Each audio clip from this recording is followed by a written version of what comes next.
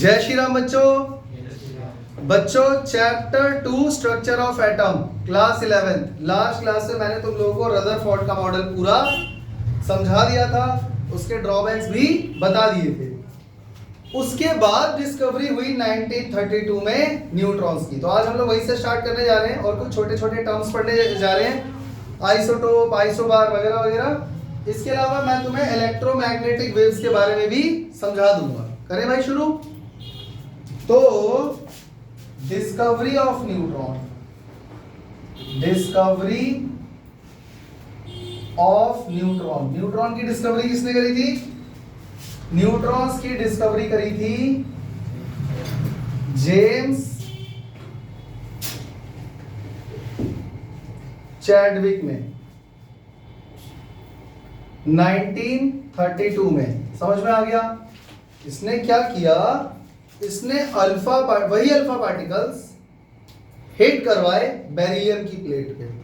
समझ में आ रहा है? मतलब जो रदरफोर्ड ने गोल्ड फॉइल एक्सपेरिमेंट किया था कुछ वैसा ही है, पर एग्जैक्टली वही नहीं है। बेरिलियम की प्लेट ली, उस पे हिट क्या करवाया? Alpha particle. समझ गए? पूरा एक्सपेरिमेंट समझाऊंगा, बहुत टाइम वेस्ट हो जाएगा। अभी बस इतना बता रहा हूं, उतना ही समझ लो। उसने क्या करा, हिट्स कह लो या बॉम्बार्ड कह लो, ही bombard alpha particles on the beryllium plate, और यहां से उसको एक नया पार्टिकल मिला, न्यूट्रॉन। समझ गए? अब ये मत पूछना बच्चों अल्फा पार्टिकल क्या होता है, मैं तुम्हें पहले भी बता चुका हूं। अल्फा पार्टिकल पर चार्ज क्या होता है? +2 यूनिट। और मास क्या होता है? 4 AMU। और अल्फा पार्टिकल का एक और नाम भी है, इसको हम लोग क्या बोलते हैं? डबली चार्ज हीलियम एटम या ion, doubly charge helium ion.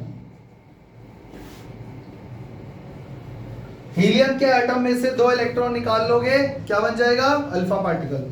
तो चार्ज आ जाएगा +2 और मास हो जाएगा 4 AMU। मास तो उतना ही रहेगा। तो यही अल्फा पार्टिकल उसने क्या करा, उसने एक बेरिलियम की प्लेट ली इस तरीके से, और यहां से उसने कोई सोर्स रहा होगा और उसने अल्फा पार्टिकल यहां पे हिट करवाए। Alpha particles on beryllium plate. तो यहां से रिएक्शन क्या हुआ देखो बच्चों, बेरिलियम का एटॉमिक नंबर क्या होता है? 4 और एटॉमिक मास 9, और उस पर बॉम्बार्ड क्या करवाया? अल्फा पार्टिकल हीलियम का ही आयन है, जिसका एटॉमिक नंबर 2 है और एटॉमिक मास क्या है? 4। जब ये इस पर हिट करेगा तो क्या हुआ बच्चों? हमें मिला कार्बन का एटम, कार्बन का एटॉमिक नंबर 6 है और एटॉमिक मास है 12। ये मिला, और एक और पार्टिकल मिला जिसको हम लोग क्या बोलते हैं? न्यूट्रॉन। समझ गए? सॉरी उल्टा लिख दिया, इसका चार्ज कुछ नहीं होता, मास खुद का 1 होता है। समझ में आ गया? तो ये रिएक्शन से क्या समझ में आ रहा है? देखो 2 + 4 मिला के क्या हो गया? 6। और ये क्या होते हैं? न्यूक्लियॉन्स। तो 9 और 4 कितने होते हैं? 13। तो 12 ये हो गए, एक आ गया, एक न्यूट्रॉन बाहर निकला, तब हमको मिला एक सब एटॉमिक पार्टिकल, और इसी को हम लोग क्या बोलते हैं? न्यूट्रॉन। इसको नाम भी दिया न्यूट्रॉन। इस पर कोई चार्ज होता है? नहीं, ये न्यूट्रल है। इसका मास कितना है?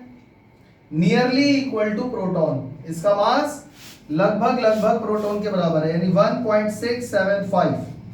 वैसे 6749 होता है, पर 49 को 50 बोल सकते हैं। तो into 10⁻⁻27 kg, या फिर 1.675 into 10⁻⁻24 ग्राम। ग्राम में -24 हो जाएगा, समझ गए?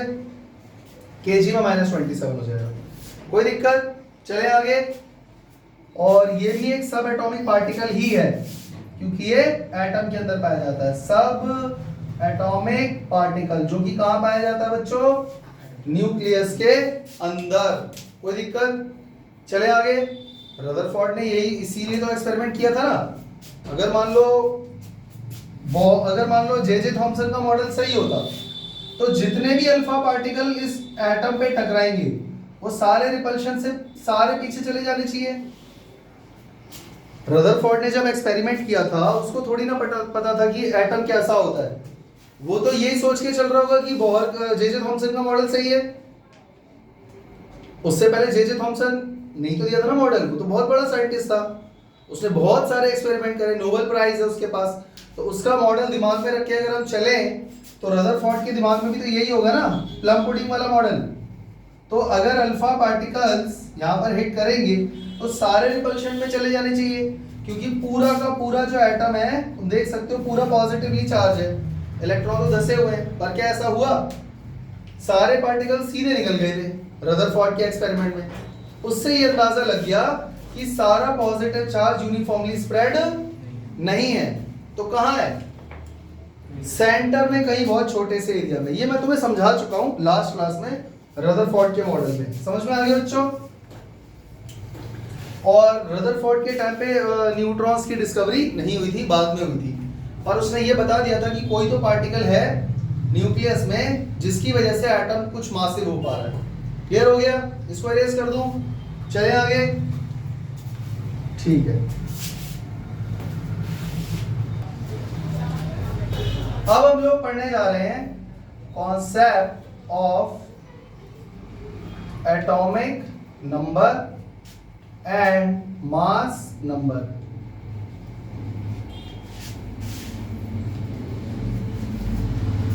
देखो, इलेक्ट्रॉन की डिस्कवरी हो गई, प्रोटॉन की हो गई, न्यूट्रॉन की भी हो गई। अब ये जानना जरूरी है कि ये एटम के अंदर कहां कहां पर है और एटॉमिक नंबर या एटॉमिक मास कैसे फाइंड किया जाए, क्योंकि इस स्टेज तक आते आते इलेक्ट्रॉन्स ये जो टाइप्स ऑफ एलिमेंट है इनको अरेंज करना भी जरूरी हो गया था पीरियोडिक टेबल में, जो अगला चैप्टर है। तो इसीलिए कुछ इंपॉर्टेंट चीजें वो देख लो।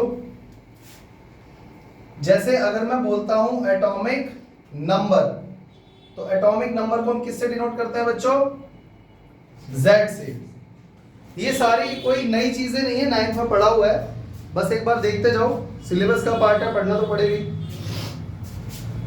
एटॉमिक नंबर को Z से डिनोट करते हैं। कोई मुझे बताएगा एटॉमिक नंबर को डिफाइन कैसे करते हैं?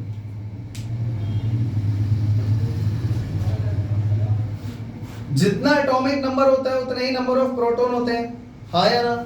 तो अगर मैं ये लिख दूं कि the total number of protons present inside the nucleus of an atom is called atomic number, तो क्या ये सही है? सही है। तो मैं यहां पे क्या लिखूंगा? Number of protons in the nucleus of an atom. बच्चों, तुम्हें यह भी पता होगा कि किसी भी एटम में जितने न्यूट्रॉन होते हैं उतने ही इलेक्ट्रॉन भी होते हैं। तो इसका मतलब ये डेफिनेशन सही हुई कि नहीं हुई? Atomic number is equal to number of electrons. सही है, गलत है? पर एक दिक्कत है, इलेक्ट्रॉन आउटर मोस्ट शेल में घूम रहे होते हैं, तो उनको वहां से एक बार को निकाला जा सकता है, पर क्या प्रोटॉन को निकाल सकते हो आप न्यूक्लियस के अंदर जाके? नहीं। तो इसीलिए इलेक्ट्रॉन कम ज्यादा हो सकते हैं। तो क्या एटॉमिक नंबर को नंबर ऑफ इलेक्ट्रॉन बोलना ठीक रहेगा? तो इसको हम क्या बोलेंगे? Number of electrons in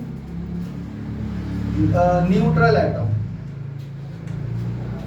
in neutral atom. अब ये सही हो गया, क्योंकि अगर मैंने न्यूट्रल एटम लिख दिया तो मतलब प्रोटॉन और इलेक्ट्रॉन बराबर हो गए, तो अब number of electron atomic number के बराबर हो जाएगा। कोई दिक्कत? बच्चों, क्या मैं ये बोल सकता हूं atomic number is equal to charge on nucleus? सोच के देखो, न्यूक्लियस पे जो भी चार्ज होगा वही एटॉमिक नंबर है, क्योंकि न्यूक्लियस के अंदर दो पार्टिकल्स हैं, प्रोटॉन और न्यूट्रॉन। न्यूट्रॉन पे कोई चार्ज नहीं है, तो प्रोटॉन पे टोटल जितना चार्ज है, तो नंबर ऑफ प्रोटॉन तो चार्ज के इक्वल हो गया ना एटॉमिक नंबर। समझ में आ गया? तो ये बात याद रखना। इसके अलावा बच्चों, मास नंबर क्या होता है? What do you mean by mass number? Mass number को हम डिनोट करते हैं कैपिटल ए से। मास नंबर को कुछ लोग एटॉमिक मास भी बोल देते हैं। तो एटम का सारा मास न्यूक्लियस के अंदर होता है, तो क्या मैं बोल सकता हूं मास ऑफ ऑल न्यूक्लियॉन्स? सही है गलत? क्या मैं ये बोल सकता हूं mass of protons plus mass of neutrons? भाई प्रोटॉन और न्यूट्रॉन का मास जोड़ दोगे तो पूरे न्यूक्लियस का मास आ जाएगा, वही तो मास नंबर होता है। नहीं आ रहा समझ में? चले आगे, ये सब पढ़ा हुआ है छोटी क्लास में। अब हम पढ़ने जा रहे हैं general representation of an atom. अगला टॉपिक है general representation of an atom. Generally किसी भी एटम को कैसे रिप्रेजेंट करते हैं शॉर्ट में? तो हम लोग क्या करते हैं, जनरली किसी भी एटम को डिनोट करते हैं ऐसे, नीचे आता है Z, ऊपर आता है A। हाँ या नो? कोई मुझे बताएगा यहाँ पर X क्या है? Symbol of element, symbol of element, कोई भी एलिमेंट है उसका सिंबल X डिनोट हो रहा है। बच्चों Z क्या है? Atomic number. अच्छा A यहां पर क्या है? एटॉमिक मास या मास नंबर? एक ही बात है, पर मास नंबर बोलना ज्यादा बेटर रहेगा अभी यहाँ पे। कोई दिक्कत? समझ में आ गया? क्या मैं बोल सकता हूं ये नंबर ऑफ न्यूक्लियॉन्स है? नंबर ऑफ न्यूक्लियॉन्स मतलब कि number of protons plus number of neutrons, ये भी तो यही है ना। मेरी बात समझ में आ रही है?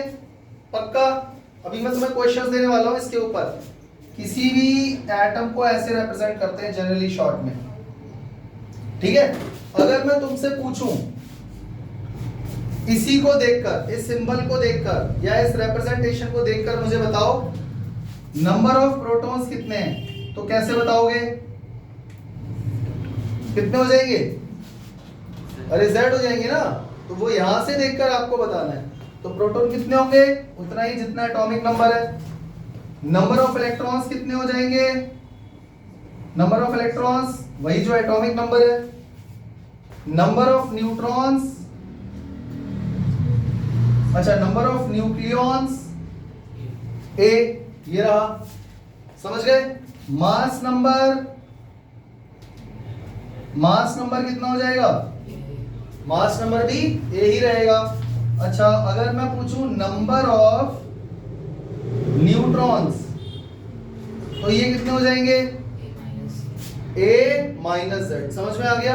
यानी जितने भी न्यूक्लियॉन्स हैं उसमें से अगर मैं प्रोटॉन माइनस कर दूं और प्रोटॉन Z के बराबर है तो मेरे पास क्या आ जाएगा? Number of neutrons. ये याद रखना। यहां तक किसी बच्चे को कोई दिक्कत है तो पूछ लो, वरना मैं आगे चलता हूं। क्लियर हो गया? सिंपल है, इससे पहले से आता है।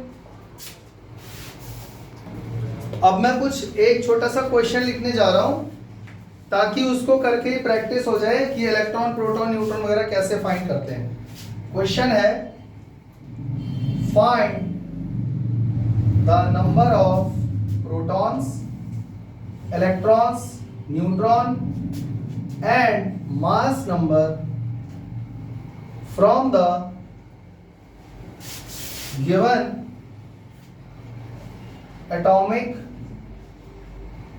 representation।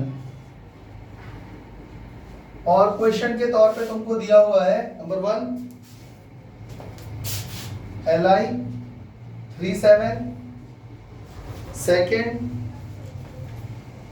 Hydrogen 1 2 3, chlorine 1735 and number 4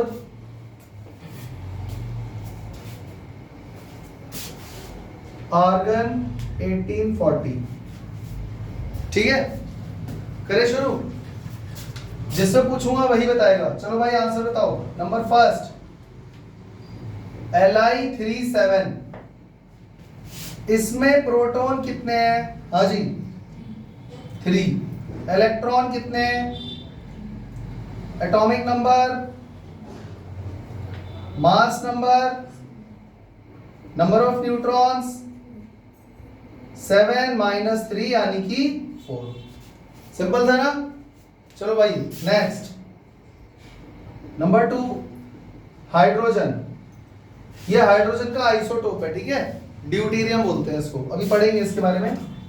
इसमें प्रोटॉन कितने हैं, इलेक्ट्रॉन कितने हैं, न्यूट्रॉन कितने हैं, 2 - 1 यानी कि 1। एटॉमिक मास कितना है, समझ गए? थर्ड Cl1735, प्रोटॉन इसमें कितने हैं, 17, इलेक्ट्रॉन कितने हैं, न्यूट्रॉन 35 - 17, बताओ कितने हो गए, 8। 8 कौन बोल रहा है भाई? एटॉमिक नंबर कितना है, 17, मास नंबर कितना है, 35। कोई दिक्कत? अब एक लास्ट रह गया है, फोर्थ, आर्गन 1840, ये भी इसका आइसोटोप है। वैसे आर्गन का एटॉमिक मास शायद 39 होता है, 39 ही होता है। प्रोटॉन कितने हैं इसमें, इलेक्ट्रॉन, न्यूट्रॉन 40 - 18 यानी 22। Atomic number, mass number, number of nucleons. तो ये बेसिक चीजें तुम निकाल पाओगे या नहीं? अगर तुम्हें इस तरीके की रिप्रेजेंटेशन दी हो तो कर लोगे, सिंपल है। चले आगे। अब हम लोग स्टार्ट करने जा रहे हैं नेक्स्ट टॉपिक, जिसका नाम है आइसोटोप्स। ये नाम कभी सुना है बच्चों जिंदगी में? 9th में सुना होगा। क्या होता है आइसोटोप? जल्दी बोलो भाई। Same atomic number, different atomic मास, बस ये इतना ही रटा हुआ है।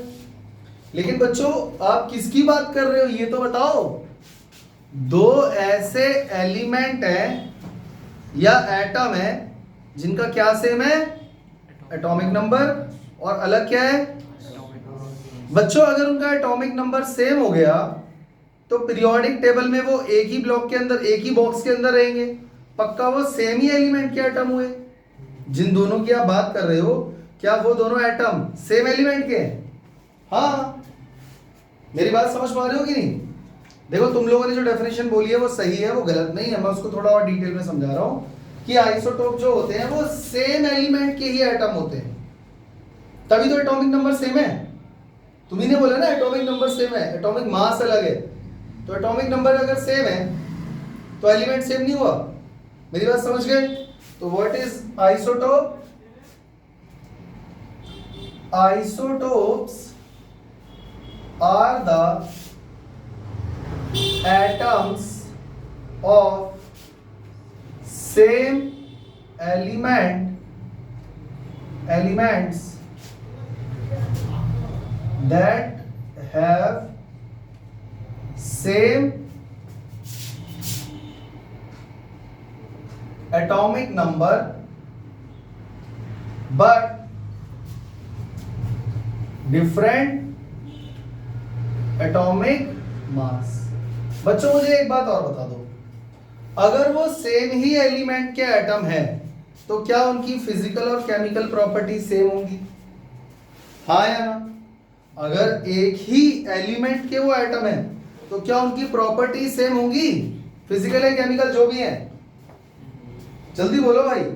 तो सेम ही तो होंगी, यानी कि properties of isotopes, isotopic atoms are same। और इसका रीजन क्या है? सेम एलिमेंट, क्योंकि वो सेम एलिमेंट से बिलोंग करते हैं। चलो एग्जांपल देखते हैं। बच्चों हाइड्रोजन का नाम सुना है कि नहीं सुना? हाइड्रोजन के कितने आइसोटोप होते हैं? 3, जल्दी बताओ। एक का नाम है प्रोटियम, एक का नाम है ड्यूटेरियम, और एक का नाम है ट्रीटियम। प्रोटियम का इसका रिप्रेजेंटेशन है 1H1, ड्यूटीरियम का रिप्रेजेंटेशन है 1H2 और ट्रीटियम का 1,3। समझ गए? मतलब ये अलग अलग हैं, समझ पा रहे हो? समझ पा रहे हो? इसमें इलेक्ट्रॉन कितने हैं? 1। प्रोटॉन कितने हैं और न्यूट्रॉन कितने हैं? 0। समझ में आ रहा है क्यों है? इसमें इलेक्ट्रॉन कितने हैं?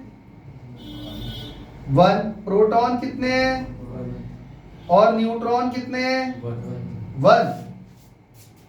क्योंकि चेक करो 2 में से 1 माइनस करोगे तभी तो बनाएगा। लेकिन इसको जरा ध्यान से देखो बच्चों, इसमें इलेक्ट्रॉन कितने हैं? प्रोटॉन और न्यूट्रॉन। तो क्योंकि इसमें 2 न्यूट्रॉन है, इसमें 1 न्यूट्रॉन है, इसमें 1 भी नहीं है, क्या मास में फर्क होगा? ये सबसे भारी है, ये उससे हल्का और ये सबसे हल्का। समझ में आ गया? तो अगर हाइड्रोजन के ये तीनों आइसोटोप एग्जिस्ट करते हैं तो हम हमेशा हाइड्रोजन को इस फॉर्म में क्यों स्टडी करते हैं? क्योंकि नेचर में हाइड्रोजन सबसे ज्यादा इसी फॉर्म में अबंडेंट है, इसी फॉर्म में पाया जाता है। समझ गए? 99.9%। तो हमने ऑन एन एवरेज फाइंड करके हमने पढ़ा था ना ये टॉपिक, तो हम इसी से डील करते हैं, वरना एग्जिस्ट ये दोनों भी करते हैं। अब बताओ मुझे, क्या ये हाइड्रोजन के आइसोटोप नहीं है? पूछो क्यों? क्योंकि तीनों का एटॉमिक नंबर सेम है पर एटॉमिक मास अलग अलग है। कोई दिक्कत? एक और एग्जांपल दूं? एक और एग्जांपल, चलो कार्बन का लिखते हैं। कार्बन, बच्चों कार्बन के कितने आइसोटोप होते हैं? कार्बन के भी 3 है, C6 C6 14। समझ गए? क्या ये सारी डिटेल इलेक्ट्रॉन प्रोटॉन यहां पर भी लिखूं या समझ गए? बस मुझे ये बता दो इसमें नंबर ऑफ न्यूट्रॉन कितने हैं? 6। इसमें नंबर ऑफ न्यूट्रॉन कितने हैं? 7। और इसमें नंबर ऑफ न्यूट्रॉन कितने हैं?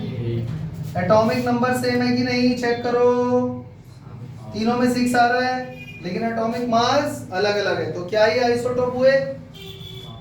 नहीं हुए? हुए ना? बच्चों समझ में आ रहा है? तो थोड़ा कॉपी में ना सफाई से लिख लेना, वो थोड़ा हौच पौच हो गया इधर उधर। समझ में तो आ रहा है ना? अरे भाई समझ में तो आ रहा है ना? एक और एग्जांपल लेते हैं, इधर लिख देता हूं। क्लोरीन, क्लोरीन के भी 2 आइसोटोप होते हैं, Cl 35 मास वाला और Cl 37 मास वाला। कोई दिक्कत? इसमें नंबर ऑफ न्यूट्रॉन्स कितने हैं? 35 - 17। और इसमें नंबर ऑफ न्यूट्रॉन कितने हैं? 37 - 17। क्या एटॉमिक नंबर सेम है? एटॉमिक मास अलग अलग है, तो ये दोनों क्या हुए? आइसोटोप की डेफिनेशन समझ में आ गई? Isotopes are the atoms of same element.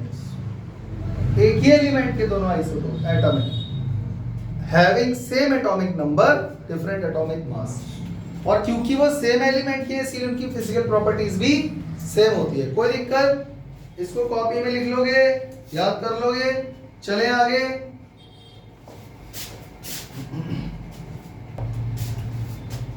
हमारा अगला टॉपिक है आइसोबार्स। ये नाम भी सुना सुना सा लग रहा होगा। आइसोबार भी तुम लोगों ने 9th में पढ़ा हुआ है।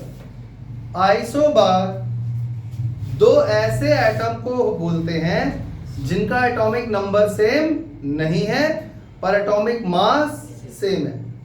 मेरी बात समझ में आ गई? जो अभी तुमने आइसोटोप पढ़ा था ना, उसका बिल्कुल ऑपोजिट कर दो। डिफरेंट एटॉमिक मास, sorry, same atomic mass, different atomic number. बस मुझे इतना बता दो कि ये 2 एटम क्या सेम एलिमेंट के होंगे या अलग अलग? जब मैंने पहले ही बोल दिया कि डिफरेंट एटॉमिक नंबर है, तो जब एटॉमिक नंबर ही डिफरेंट हो गया तो फिर वो सेम एलिमेंट के कैसे हो सकते हैं? मेरी बात समझ में आ गई? तो हम यहां पर क्या लिखेंगे? Isobars are the atoms of different elements having same atomic mass या mass number but different atomic number। जब डिफरेंट एलिमेंट है तो एटॉमिक नंबर अलग अलग ही होगा ना यार। अगर एटॉमिक नंबर अलग अलग है तो क्या ये सेम एलिमेंट के होंगे? नहीं। तो जब ये सेम एलिमेंट के नहीं है तो क्या इनकी प्रॉपर्टी सेम होंगी? नहीं। इसका मतलब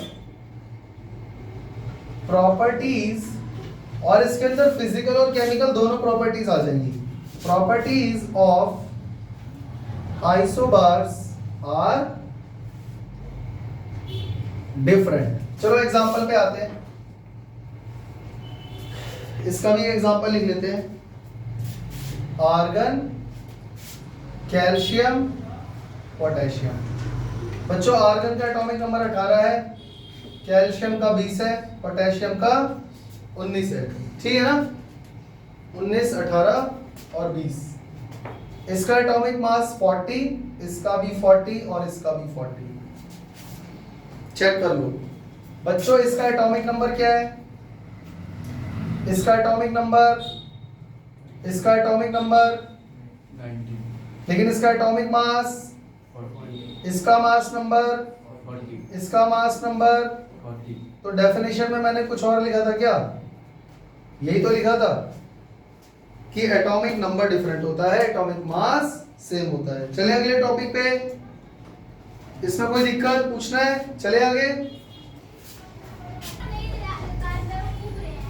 इसी से मिलता जुलता एक और टॉपिक है बच्चों, इसका नाम है आइसोटोन्स। आइसोटोन्स, ये नाम तुमने अभी 9th में नहीं सुना है, ये नया आ गया। इसके बारे में मैं बता देता हूं। जैसे आइसोटोप्स होते हैं, जैसे आइसोबार होते हैं, दो एटम को कंपेयर कर रहे हो, ठीक वैसे ही दो ऐसे एटम जिनका एटॉमिक नंबर भी डिफरेंट है, एटॉमिक मास भी डिफरेंट है, सेम क्या है? सिर्फ नंबर ऑफ न्यूट्रॉन्स। क्या? Number of neutrons. यानी कि atoms of different elements having different atomic number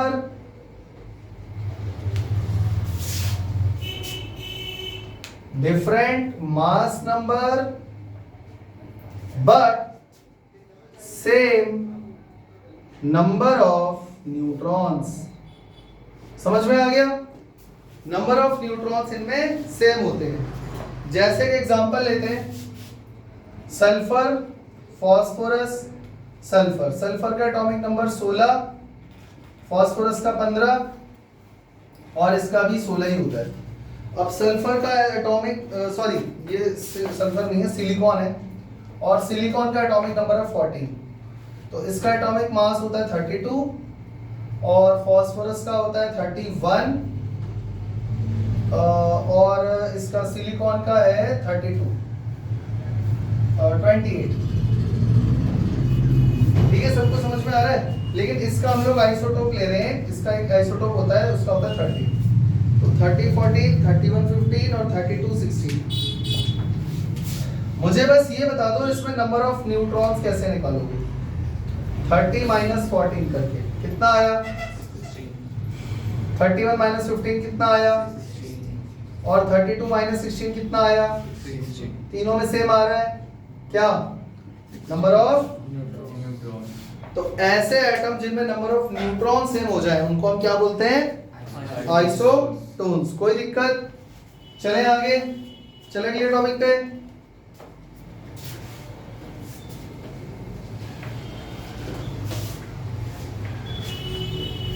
इसी से मिलता जुलता एक छोटा सा टॉपिक और है।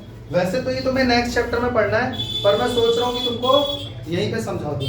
Isotones, isotones. Oh sorry sorry sorry, ये तो हो गया ना यार। पता नहीं क्या दिमाग में ना कुछ और चलता रहता है, जिसकी वजह से हाथों में कुछ और लिख रहा हूँ, बोल कुछ और रहा हूँ, और दिमाग में चल रहा है कुछ और। Iso electronic species. Iso electronic species वो एटम्स या आयंस होते हैं जिनमें नंबर ऑफ इलेक्ट्रॉन्स सेम होते हैं। मेरी बात समझ गए? ऐसे एटम्स या आयंस जिसमें क्या सेम है? Total number of electrons revolving around the nucleus. समझ गए? तो यहां पर हम क्या लिखेंगे? दोज स्पीशीज जिसके अंदर एटम भी आ जाएगा या आयंस भी आ जाएगा, that have same number of electrons। Example लेते हैं, neon F minus O2 minus, ठीक है, Na plus Mg2 plus Al3 plus. बच्चों तुम्हें पता है अगर किसी एटॉमिक नंबर या किसी भी सिंबल के ऊपर एक पॉजिटिव चार्ज का मतलब क्या होता है? Loss of one electron. एक इलेक्ट्रॉन चला गया है। देखो हम लोग जानते हैं कि इलेक्ट्रॉन और प्रोटॉन बराबर होते हैं। अगर दोनों बराबर है तो वो न्यूट्रल एटम होगा। तो अगर किसी एलिमेंट के ऊपर प्लस चार्ज है तो इसका मतलब क्या हुआ कि उसका एक इलेक्ट्रॉन चला गया है। तो सोचो अब प्रोटॉन तो उतने के उतने ही हैं, इलेक्ट्रॉन कम हो गए, तो प्रोटॉन ज्यादा है इलेक्ट्रॉन ज्यादा है? प्रोटॉन। तो इसीलिए एक पॉजिटिव चार्ज आ गया। मेरी बात नहीं आ रही समझ में? एक छोटा सा एग्जांपल लेके समझाता हूँ। देखो सोडियम का एटॉमिक नंबर क्या होता है? 11। अगर सोडियम का एटॉमिक नंबर 11 है तो इसमें इलेक्ट्रॉन कितने हुए? 11। प्रोटॉन कितने हुए? 11। सही है। लेकिन अगर मैंने लिख दिया Na प्लस तो प्रोटॉन तो इसमें 11 ही है, प्रोटॉन कोई नहीं निकाल सकता। न्यूक्लियस के अंदर जाके प्रोटॉन कैसे निकाल लो? लेकिन इलेक्ट्रॉन कितने हो गए इसमें? 10 रह गए क्योंकि एक इलेक्ट्रॉन निकल गया। तो बच्चों ये समझ में आई पिक्चर? जैसे सोडियम है उसका एटॉमिक नंबर 11 है, आप सबको पता है। तो न्यूट्रल एटम में इलेक्ट्रॉन और प्रोटॉन बराबर होते हैं। पर अगर Na प्लस लिख दिया तो प्लस का मतलब पक्का एक प्रोटॉन ज्यादा रहा होगा। तो प्रोटॉन ज्यादा का मतलब क्या है? कहीं से आ थोड़ी ना गया है, प्रोटॉन 11 ही है, इलेक्ट्रॉन एक कम हो गया है। मेरी बात सबको समझ में आ गई? अब मुझे ये बताओ इनमें इलेक्ट्रॉन कितने हैं? बच्चों चेक करो, नियॉन का एटॉमिक नंबर क्या होता है? 10। तो इलेक्ट्रॉन कितने हुए? 10 क्योंकि वो न्यूट्रल है। अच्छा फ्लोरीन का एटॉमिक नंबर क्या होता है? 9। फ्लोरीन का एटॉमिक नंबर 9 है तो उसमें नंबर ऑफ इलेक्ट्रॉन भी 9 ही होंगे, पर यहां पर एक माइनस है एक्स्ट्रा, तो एक इलेक्ट्रॉन एक्स्ट्रा आ गया है तो इलेक्ट्रॉन हो गए। ऑक्सीजन का एटॉमिक नंबर क्या है? 8। तो 8 इलेक्ट्रॉन 8 प्रोटॉन, पर यहाँ 2 माइनस है तो 2 इलेक्ट्रॉन एक्स्ट्रा है तो इलेक्ट्रॉन कितने हो गए? सोडियम एटॉमिक नंबर 11, तो न्यूट्रल अगर एटम देखा जाएगा तो इलेक्ट्रॉन 11 होंगे, और यहाँ प्लस है तो एक इलेक्ट्रॉन कम हो गया, कितने हो गए? मैग्नीशियम का एटॉमिक नंबर 12, प्रोटॉन भी 12 इलेक्ट्रॉन भी 12, बट यहाँ पे 2 प्लस है तो 2 इलेक्ट्रॉन कम कर दो 12 से तो 10 रह जाएगा। ऐसे इसमें 10। क्या सब में इलेक्ट्रॉन बराबर हैं? तो इनको क्या बोलोगे, एटम या आयन? सारे तो आयन है, एक एटम है, तो इसीलिए इनको स्पीशीज बोल देते हैं। ऐसी स्पीशीज जिसमें इलेक्ट्रॉन बराबर होते हैं उनको आइसो इलेक्ट्रॉनिक स्पीशीज बोलते हैं। कोई दिक्कत? इसके बाद ये कॉपी में नोट डाउन कर लेना यहाँ तक पूरा, इसको रिवाइज कर लेना। इसके बाद इलेक्ट्रोमैग्नेटिक वेव्स हम लोग नेक्स्ट क्लास से स्टार्ट कर देंगे। तब तक के लिए जय हिंद, जय श्री राम।